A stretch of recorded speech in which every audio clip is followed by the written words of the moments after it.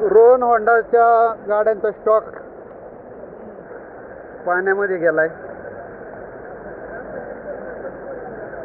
हे फर्निचरचं मॉल पाण्यात गेले.